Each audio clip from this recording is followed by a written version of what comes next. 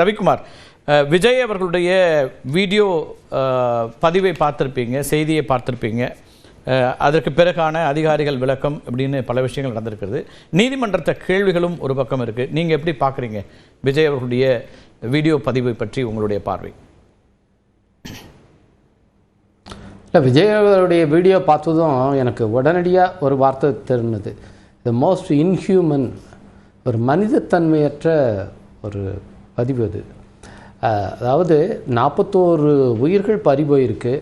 அது குறைந்தபட்சம் அதுக்கான பொறுப்பு, ஒரு தார்மீக பொறுப்பு இருக்கிறது. அவங்களுக்கான ஆறுதல், இதுக்காக உதவி செய்தவங்களுக்கு நன்றி சொல்கிறது. இந்த மருத்துவர்களுக்கு குறைந்தபட்சம் உயிர்களை 60க்கும் மேற்பட்ட உயிர்களை காப்பாற்றியிருக்காங்க, அவங்களுக்கு நன்றி சொல்கிறது. இது மாதிரி எதுவுமே அவர்கிட்ட இல்லை. அவர் தான் ஏதோ ரொம்ப வருத்தத்தில் இருக்க மாதிரி ஒரு தோற்றத்தை கொடுக்குறாரு.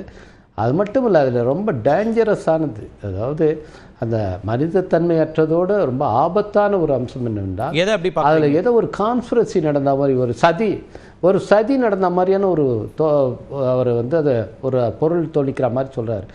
எத்தனையோ இடத்துல நாங்கள் நடத்தினோம், ஏன் கரூரில் மட்டும் அது இப்படி நடந்தது? ஏன்னா தினம் ஒருத்தர் 2 வீலரில் போகிறாரு அல்லது 4 வீலர் போகிறாரு. ஆக்சிடெண்ட் ஒரு இடத்துல நடந்ததுன்னா இன்றைக்கி மட்டும் ஏன் ஆக்சிடெண்ட் நடந்ததுன்னு கேட்டால், இதை எப்படி ஒரு உண்மையாகவே ஒரு நிதானமுள்ள ஒரு மனிதன் பேசுகிற பேச்சுன்னு எடுத்துக்கிறதா? அடுத்தது முழுக்க முதலமைச்சரை இது பண்ணி, நீங்கள் எனக்கு என்ன வேணாலும் பண்ணுங்கள், அவங்க மேலே கை வைக்காதீங்கன்னா, யார் மேலே கை வைக்கக்கூடாது? இன்றைக்கி மேலும் இந்த சூழலை விஷயேட் பண்ண, ரொம்ப இன்னமும் அதிகமாக பாதிக்க வைக்கிற இந்த சூழலை இன்னும் சீர்குலைக்கிற பதிவுகளை போட்டுக்கிட்டு இருக்கவங்கள ஒன்றும் செய்யாதுன்னு சொல்கிறாங்களா? பொய்யான அவதூறு செய்திகளை பரப்புறவங்களை ஒன்றும் செய்யக்கூடாதுன்றாரா? அல்லது நேபாள் மாதிரி இங்கே பங்களாதேஷ் மாதிரி இங்கே புரட்சி வெடிக்கணும், எல்லாரும் தெருவுக்கு வாங்கன்னு ஏதோ ஒரு பெரிய புரட்சிக்கு அறைகோல் விடுத்தார் இவருடைய கட்சியினுடைய நிர்வாகி, அவர் மேலே எதுவும் நடவடிக்கை எடுக்கக்கூடாதுன்னு சொல்கிறாரா? யாரை தொடக்கூடாதுங்கிறாரு? இல்லை, மக்கள் இன்றைக்கி நீங்கள் இவர் வீட்டுக்கு ஓய்வு எடுக்க வந்துட்ட நேரத்தில் நள்ளிரவில் முதலமைச்சர் அங்கே போய் அந்த மக்களை பார்த்து ஆறுதல் சொல்கிறாரு. அங்கே அந்த நிவாரணப் பணிகளை நேரடியாக ஒருங்கிணைக்கிறாரு. அன்றைக்கி பல கட்சி தலைவர்கள் உடனடியாக, எங்கள் தலைவர் திருமாவளவன் உட்பட உடனடியாக அங்கே போய் அந்த பாதிக்கப்பட்டவர்களை பார்த்து ஆறுதல் சொல்கிறாங்க. இவர் வேணாங்க, இவருடைய கட்சி நிர்வாகிகள் வேறு யாராவது, அந்த உள்ளூர் நிர்வாகிகள் யாராவது, இன்றைக்கி அவங்க கட்சி அலுவலகமே பூட்டப்பட்டு கிடக்குன்னுட்டு செய்தி ஏடுகளில் இன்றைக்கி படத்தோட செய்தி வந்திருக்கு. அப்போ என்ன நடக்குது? இவர் பேசுனதுக்கப்புறம் என்ன சந்தேகப்பட வேண்டியது இருக்குன்னா, இவங்க ஏதோ திட்டமிட்டு இதெல்லாம் செஞ்சுட்டு எஸ்கேப் ஆகியிருக்காங்களோ என்று நாம் சந்தேகிக்க வேண்டியிருக்கிறது. இது ரொம்ப ரொம்ப ஆபத்தான ஒரு அரசியலை அவர் முன்னெடுத்திருக்கிறார். இன்றைக்கி மார்க்சிஸ்ட் கம்யூனிஸ்ட் கட்சி உள்ளிட்ட எல்லோருமே இந்த ஆபத்தை சுட்டி காட்டி கண்டிச்சிருக்கிறாங்க. இது அதுக்கு அவர் எதிர்வினை ஆட்சி இருக்கிறதுல உங்களுக்கு முரண்பட்ட கருத்து இருக்கு, அல்லது இப்படித்தான் எதிர்வினை ஆற்றுவாரா, ஒரு தலைவருடைய பொறுப்பு இதுவா அப்படின்னு கேட்கறது ஒரு பக்கம். ஆனா அவர்களே செய்திருப்பார்களான்னு நீங்க ஒரு தியரி சொல்றது, அது ஒரு கடும் குற்றச்சாட்டாக இருக்கு திரு ரவிக்குமார். ஏன்னா இப்போ அதுக்கான விளக்கங்கள் அரசு தரப்பில் சொல்லும் போது இவங்க சொன்னது ஒன்று, செஞ்சது ஒன்றா இருக்குது. அது ஒரு யதார்த்தமாக நடந்ததா தெரியல. ஏன்னா நாங்களும் ஒரு அரசியல் கட்சியை நடத்துகிறோம், நாங்களும் இது மாதிரியான பேரணிகளை மாநாடுகளை நடத்தியிருக்கோம், பல லட்சம் பேர் பங்கேற்ற நிகழ்ச்சிகளை நாங்கள் நடத்தியிருக்கோம். ஆனால் அதில் அரசு தரப்பில் என்ன கேட்பாங்க, நம்ம எப்படியான ரெஸ்பான்சிபிலிட்டியாக நடந்துக்கணும் அப்படிங்கிறத நாங்கள் நடைமுறையில் நாங்களே பார்த்துருக்கோம். அப்படி இருக்கிற போது இவர்கள் செய்கிற இந்த வேலையெல்லாம் பார்க்கும் போது இது இவர் மற்றவங்களை பழி போடுவதற்காகவே இவர்கள் வேண்டுமென்றே அங்கே, அதாவது இவங்க ஒரு விபத்தை ஏற்படுத்திட்டாங்கன்னு நான் சொல்ல வரல, ஆனால் அந்த மாதிரியான ஒரு நிகழ்ச்சி நடப்பதற்கு இவர்கள் தரப்பிலான பிரச்சனைகள் தான் காரணம். 12 மணிக்கு வரேன்னு அறிவிச்சிட்டு இரவு 7 மணிக்கு போனது, அப்புறம் எல்லாரும் இன்றைக்கி அருணா ஜெகதீசன் அவர்கள் உட்பட என்ன சொல்கிறாங்க, இவர் முன்னையே மேலே அவர் அந்த கதவை திறந்துட்டு அங்கே வெயிட் பண்ணிட்டு காத்திருந்து விட்டாலும் கையச்சிட்டு போயிருந்தாருன்னா அந்த கூட்டம் பின்தொடர்ந்து உள்ளார வந்திருக்காரு. இன்னைக்கு மூத்த பத்திரிகையாளர் ராதாகிருஷ்ணன் கூட வந்து ஒரு போட்டிருக்காரு. இந்த ரெண்டு கிரௌடும், ஒரு ஸ்டேஷனரியா இருந்த கிரௌடு, மூவிங் கிரௌட், ரெண்டும் ஒரே இடத்துல கல்மினேட் ஆகும்போது இந்த அளவுக்கான ஒரு ஸ்டாம்பீட் நடக்குது அப்படி என்பதை பலரும் சுட்டி காட்டியிருக்கார்கள். அதை வந்து ஏற்படுத்தினது யாரு? இவங்க தான். இது வந்து உள்ளார வந்து லைட் ஆஃப் பண்ணிட்டு கதவை மூடிட்டு இருந்தது. காவல்துறை எவ்வளவு கெஞ்சி கேட்டோம், இந்த இடத்துல பேசுங்கன்னு சொல்லியும் மறுத்துட்டு அவர் முன்னால போனது. இன்னைக்கு நீதிபதியும் அந்த கேள்வி கரூர் நீதிமன்றத்தில் அந்த கேள்வி வச்சிருக்கிறாங்க. 50 மீட்டருக்கு முன்னாடியே நிறுத்த சொன்ன பிறகும் ஏன் நீங்கள் நிறுத்தவில்லை அப்படிங்கிற கேள்வியை நீதிபதி முன் வச்சிருக்கிறார். காவல்துறை சொன்ன பிறகு ஏன் செய்யலைங்கிறத. அதுக்கெல்லாம் அவங்க விளக்கம் சொல்லணும். அதுக்கெல்லாம் அவர் விளக்கம் சொல்லியிருக்கணும். அதை விட்டுட்டு அபாண்டமா ஒரு வந்து அங்கே வரும் கரூரில் மட்டும் இங்கே நடந்தது, உண்மை வெளியே வரும் அப்படின்னு சொல்கிறதுங்கிறதும் வந்து முதலமைச்சரை வந்து இவர் வந்து தொடர்ந்து ஒன்று செய்கிறாருங்க. முதலமைச்சரை ரொம்ப பலவீனமானவராக காட்ட முயற்சிக்கிறார்.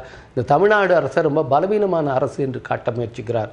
இது வந்து ஒரு விஜய் என்கிற ஒரு திரைத்துறையிலேருந்து வந்த ஒருவர் வந்து திட்டமிட்டு செய்கிறதா தெரியல. இவர் யாராலேயும் வழிநடத்தப்படுகிறார். அந்த யார் என்பது இன்னைக்கு கொஞ்சம் கொஞ்சமாக வெளியில் வந்துட்டுருக்கு.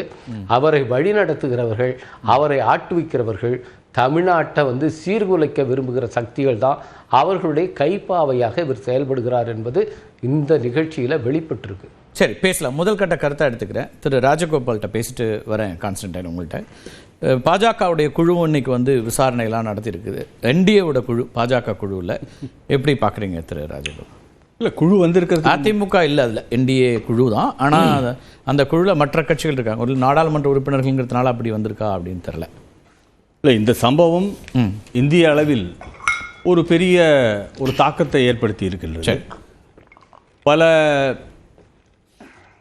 மக்கள் அவர்கள் தம்முடைய உயிரை இழந்திருக்கின்றார்கள். 41 பேர் அவர்கள் உயிரை இழந்திருக்கின்றார்கள். இதை நாம் பார்க்கும் பொழுது இதை தவிர்த்திருக்க முடியுமா என்று எண்ணும் பொழுது நிச்சயமாக தவிர்த்திருக்க முடியும். திரு விஜய் அவர்கள் காலதாமதமாக வராமல் இருந்திருக்கலாமா? நிச்சயமாக வராமல் இருந்திருக்க முடியும். அதே சமயத்தில் அங்கே குழுமி இருந்த மக்களுக்கு உணவு, தண்ணீர் போன்றவற்றுக்கான வசதிகளை செய்து கொடுத்திருக்க முடியுமா? நிச்சயமாக செய்து கொடுத்திருக்க முடியும். ஆனால் வேண்டுமா, முடியுமா? செய்திருக்க வேண்டுமா அல்லது முடியுமா? அதாவது செய்திருக்க வேண்டுமா முடியுமான்றது வந்து இது வந்து ஒரு ரிலேட்டிவ் கொஸ்டின்.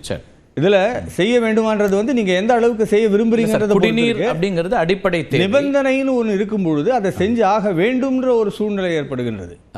நிபந்தனை வந்து அது ஒரு காவல்துறை நிபந்தனை கிடையாது, ஆனா செய்திருக்கலாம். இல்லை சார், ஒரு கட்சியினுடைய தொண்டர்களை நாம் அழைக்கிறோம், நம்மை நம்பி வருகிறார்கள், அவர்களுக்கு குடிநீர், நான் சொல்றேன், உணவு பத்தியே பேசல, குடிநீர் பேசுறேன் நான். பாசத்தின் அடிப்படையில், அன்பின் அடிப்படையில் செய்திருக்கலாம். ஆனால் காவல்துறை ஏன் திறமையுடன் செயல்படவில்லை என்பதுதான் இதில் முக்கியமாக நாம் கவனிக்க வேண்டிய கேள்வி. நிபந்தனை, அவர்களுக்கு நிபந்தனைகளை போட்டு இருக்கின்றார்கள். அந்த நிபந்தனைகளை அவர்கள் மீறும் பொழுது அதுக்குள்ள வர அதுக்கு முன்னாடி இன்னைக்கு விஜய் அவர்களுடைய வீடியோவில் உங்க பார்வை என்ன? அவர் ஒரு செய்தி வெளியிட்டிருக்கார், முதல் முறையாக பேசியிருக்கிறார். இந்த 4வது நாளில் அவர் தன்னுடைய மனதை திறந்து பேசியிருக்காரு. அதை நீங்க பார்த்தீங்களா? அதை எப்படி பார்க்குறீங்க? வீடியோக்கு நான் வீடியோக்கு வரேன். ஏன்னா வீடியோன்றது வந்து அவருடைய எக்ஸ்பிளனேஷன். பட் நான் வந்து என்ன சொல்றேன், பொதுமக்களுடைய இது வந்து இல்லை, அதில் சம்பந்தப்பட்ட ஒரு தலைவர் தன்னுடைய விளக்கமா அல்லது தான் என்ன நினைக்கிறேன்னு ஒரு விஷயத்த சொல்றாரு. நீங்க ஒரு கட்சியாகவும் அதை பார்க்குறீங்கும் போது, ஏன்னா அவர் சம்பந்தப்பட்ட ஒருத்தர் சொல்லியிருக்கிறதுல உங்க பார்வை என்ன இருக்குன்னு கேட்குறேன். இல்லை, கட்சியின் பார்வையை நான் முதல்ல எக்ஸ்பிளைன் பண்றதுக்கு முக்கியமான காரணம் இதுல வந்து சரியான உங்களுக்கு ஃபேக்ட்ஸ் வெளியில வரல அப்படின்றது தான். இது உண்மையான ஃபேக்ட்ஸ் வெளியில வரணும் அப்படின்றதுக்காக தான் இந்த ஃபேக்ட் ஃபைண்டிங் மிஷன் டெல்லியிலேருந்து இவங்க வந்திருக்கிறது. ஒரு அதாவது கட்சியின் அடிப்படையில் அவங்க ஒரு அறிக்கையை சமர்ப்பிக்கணுன்றதுக்காக வந்திருக்காங்க. ஆனால் முக்கியமாக இதில் வந்து ஃபேக்ட்ஸை நம்ம பார்க்கும் பொழுது இதை நிச்சயமாக தவிர்த்திருக்க முடியும். தவிர்த்திருக்காது, அதை தவிர்த்திருக்க மாதிரி கமிட்டி மற்ற இடங்களுக்குலாம் போயிருக்காங்களா சார்? எனக்கு பல இடங்களுக்கு போயிருக்காங்க, பல இடங்களுக்கு போகாமலும் இருந்திருக்காங்க. அதாவது இப்போ வந்து நம்ம எப்படி பார்க்க வேண்டியிருக்குன்னா, எந்த அளவுக்கு நாம் வந்து அந்த மக்கள் அந்த உயிர் இழந்திருக்காங்க, அவர்களுக்கு நம்ம வந்து நம்முடைய கவலை அவர்களுக்கு நம்ம எப்படி தெரிவிக்கிறோம். அதை நேற்றுக்கு நிதித்துறை அமைச்சர் தெரிவிச்சாங்க. நேரில் போய் பிரதமருடைய அஞ்சலி, இரங்கல், அதே போல மக்களுடைய பிரச்சனைகள் எல்லாத்தையும் தெரிவிச்சிருக்காங்க அமைச்சர் முருகன். அந்த காவல்துறையுடைய அந்த நான் ஏன் இந்த செயல் திறமையை பற்றி சொல்றேன் அப்படின்னா, ஒரு நிபந்தனையை நீங்க வந்து விதிச்சீங்கன்னா அந்த நிபந்தனையை நீங்க வந்து உண்மையாக அதை செயலாக்கணும்.